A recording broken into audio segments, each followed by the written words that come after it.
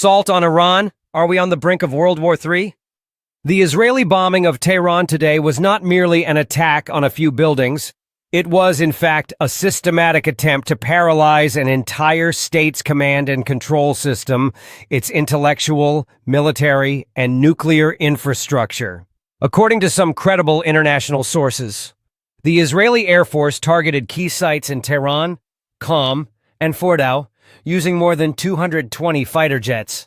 The Fordow nuclear site, IRIB headquarters, Shahid Beheshti University, and Evin prison were hit. Over 400 people were martyred and more than 1,300 injured in the attack, with a large number of innocent civilians among them. Most of Iran's ground-based launching pads and ballistic missile units were also destroyed.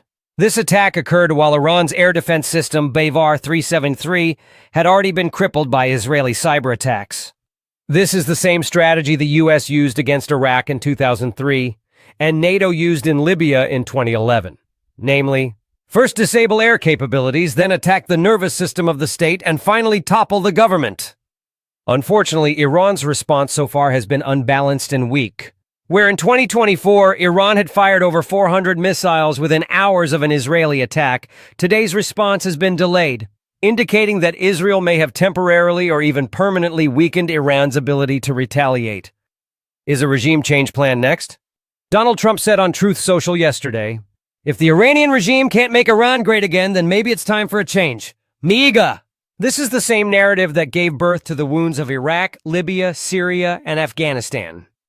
The only difference now is that the language has softened and the attack has become more technologically sophisticated. My opinion? We are currently standing at an extremely sensitive global juncture. If Iran fails to mount an effective and strategic response, not only Tehran, but the entire region could plunge into instability. This is not the time for emotional sloganeering, but for practical, military, diplomatic, and narrative balance on the global stage. This is not just Iran's war. It is a battle for the dignity of the entire Muslim world.